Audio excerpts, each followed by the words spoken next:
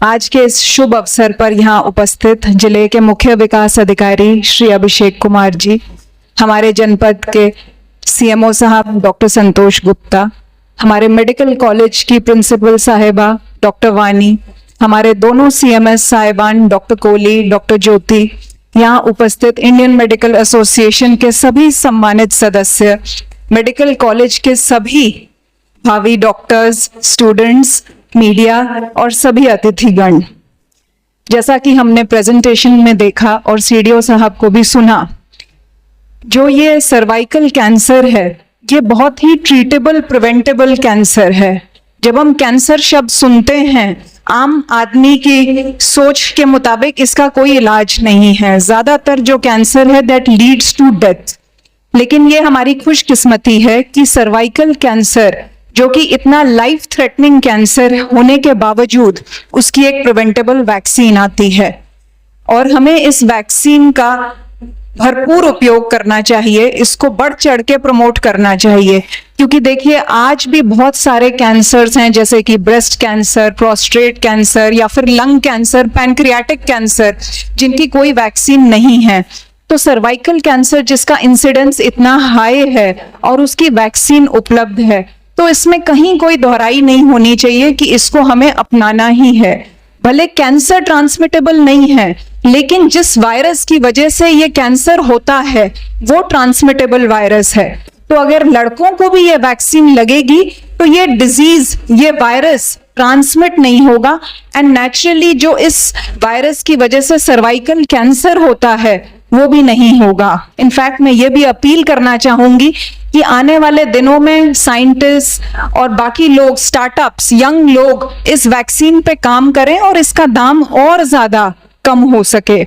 यहाँ डॉक्टर गरिमा ने अपनी स्लाइड में दिखाया कि ग्लोबली लगभग 6 लाख लोगों को सर्वाइकल कैंसर हुआ, जिसमें मोर देन 50% लोगों की डेथ हो गई, नियरली 3.5 लाख वुमेन की। इसी प्रकार इंडिया में लगभग 1.25 लाख लोगों को ये हुआ और मोर देन 65% लोगों की डेथ हो गई। ये सिर्फ 1 साल का आंकड़ा है, लेकिन मुझे ताज्जुब इस बात का है कि जहां पूरे देश में 1.25 लाख लोगों को, वुमेन को सर्वाइकल कैंसर हो रहा है, वहीं उत्तर प्रदेश में सबसे ज्यादा इसका इंसिडेंस है, लगभग 60,000, मतलब मोर देन 50%। भारत का 50% एक तरफ और उत्तर प्रदेश एक तरफ। जितना पूरे भारत में सर्वाइकल कैंसर हो रहा है महिलाओं को, उतना ही अकेले उत्तर प्रदेश में हो रहा है और मोर देन 50% महिलाएं अपनी जान गंवा देती हैं।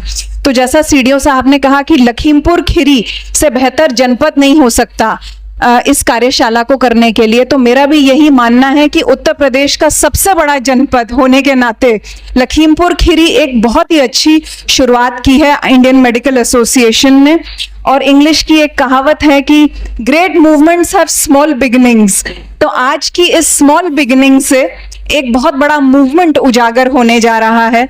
जैसे सीडीओ साहब ने कहा कि हम इस मूवमेंट को स्कूलों में लेकर के जाएंगे, सरकारी स्कूलों में बच्चों को अवेयर करेंगे, उनके माता पिता को अवेयर करेंगे, प्राइवेट स्कूल्स में स्कूल का जो सिस्टम है उसके बीच इस चीज को पेनिट्रेट करेंगे कि इस वैक्सीन की कितनी ज्यादा जरूरत है। और मुझे विश्वास है कि जब इतनी ज्यादा संख्या में लोगों को अवेयरनेस होगी, लोग आगे आएंगे वैक्सीन लगाने, तो निश्चित रूप से इस वैक्सीन का दाम भी कम होगा।